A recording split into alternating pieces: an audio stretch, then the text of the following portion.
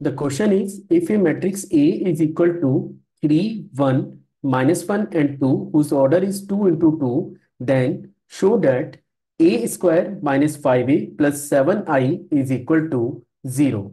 So let's see how we are going to prove the given statement. तो चलिए शुरू करते हैं। तो फर्स्ट ऑफ ऑल तो मैं मैट्रिक्स के डाटा को एक बार नोट कर लेता हूं। तो आप देख सकते हैं कि आपको एक मैट्रिक्स गिवन है विच इज ए। ये आपके पास एक स्क्वायर मैट्रिक्स है जिसका ऑर्डर है 2 into 2। और अगर मैं इसकी एंट्रीज को नोट करूं तो इसकी एंट्रीज आपके पास है 3, 1, -1 एंड 2। अब क्वेश्चन में आपको ये बोला गया है कि आपको एक स्टेटमेंट प्रूव करना है। The statement is a square -5A plus 7I and that is equal to 0। यहां पे अगर आप आई की बात करें तो आई एक आइडेंटिटी मैट्रिक्स है of the same order which is 2 into 2।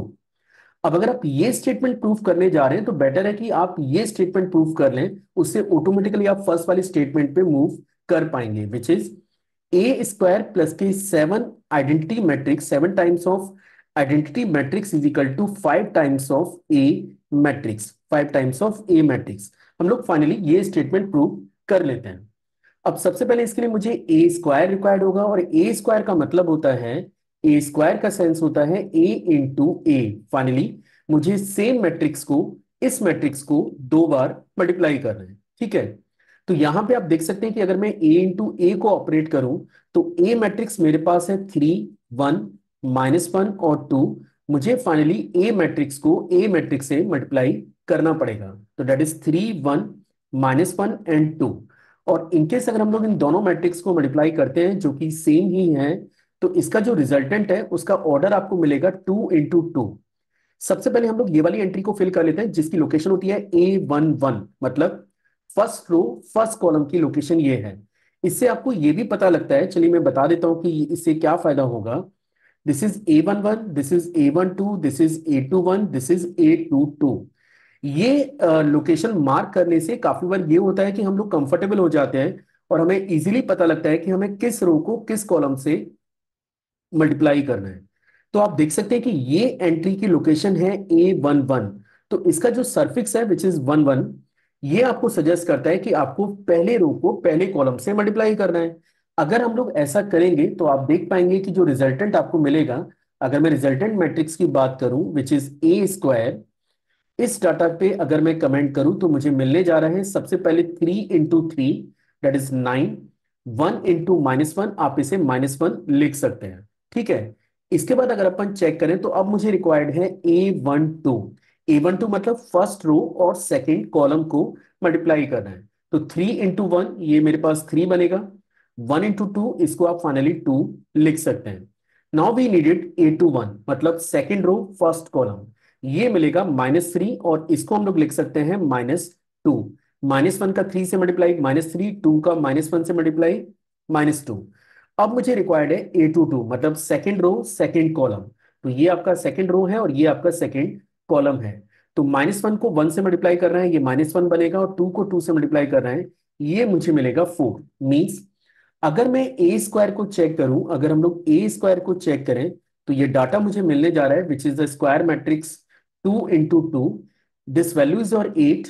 इस पे कमेंट करें तो ये डाटा 5 है, ये डाटा आपका -5 है, और ये डाटा आपके पास है 3 के इक्वल। अब मुझे करना क्या है, लेफ्ट हैंड वाले एक्सप्रेशन को अगर आप चेक करें तो ये डाटा है A² + 7I। A² + 7I का मतलब हो गया A² + 7I which is the identity matrix. अगर मैं इसको सिंप्लीफाई करूं तो सबसे पहले तो मुझे ए स्क्वायर रिक्वायर्ड है जो कि है 8, 5, -5 और 3। और अब मुझे इसमें ऐड करना है 7 into identity matrix which is 1, 0, 0 और 1। इनकेस अगर हम इन दोनों मैट्रिक्स को ऐड करते हैं तो आप देख सकते हैं कि ये डाटा कन्वर्ट होगा, दैट इज 8, दिस इज 8, ये आपका 5, ये आपका -5, ये आपका 3। सेकेंड मैट्रिक्स को आप 7 को अंदर ले जाइए तो ये बनेगा 7, 0, 0 और 7। इसके बाद हमें फाइनली दोनों मैट्रिक्स को ऐड करना है, और जैसे आप इन दोनों मैट्रिक्स को ऐड करेंगे तो आपको एक नई मैट्रिक्स मिलेगी करस्पॉन्डिंग एंट्रीज को ऐड करने के बाद। तो सबसे पहले 8 में 7 मुझे ऐड करना है, ये मेरा बन जाता है, यहाँ पे अगर हमें लिखना होगा तो डेट विल बिकम 15, इसको हम लोग 15 लिख सकते हैं। 5 में 0 ऐड करना है, ये डाटा 5 बनेगा। -5 में 0 ऐड करना है, ये मेरा -5 बनेगा, और 7 में 3 ऐड करना है, ये डाटा मेरे को मिलेगा 10। अब आप देख सकते हैं कि जो रिजल्ट आपको लेके आना है वो लेके आना है 5 × A मैट्रिक्स। तो आप देख सकते हैं कि जो रिजल्टेंट अभी आपको मिला है, जो रिजल्ट आपको मिला है, सबसे पहले आप इसमें से 5 को कॉमन ले लीजिए। तो मे बी आपको ये याद होगा कि जब भी हम मैट्रिक्स में किसी एलिमेंट को कॉमन लेते हैं तो वो हर एक एंट्री से कॉमन आता है। मतलब 15 से 5 जब आप कॉमन लेंगे तो ये डाटा बनेगा 3, ये बनेगा 1, ये बनेगा -5, और ये डाटा बनेगा 2। और अब मुझे चेक करना चाहिए कि जो मैट्रिक्स गिवन है क्या वो ये सेम मैट्रिक्स को रिप्रेजेंट कर रहा है या नहीं कर रहा है। तो आप देख सकते हैं ये डाटा है 3, 1, -1 एंड 2। और मैट्रिक्स को चेक करें, मैट्रिक्स को चेक करें तो आप देख सकते हैं दैट इज 3, 1, -1 एंड 2। मीन्स हम उस इंफॉर्मेशन को रिप्लेस कर सकते हैं डायरेक्टली ए मैट्रिक्स से। So that will become 5 × A।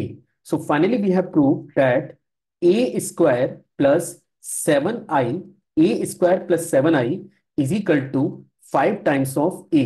या फिर हम लोग लिख सकते हैं that is A² -5A plus 7i, and that is equal to 0।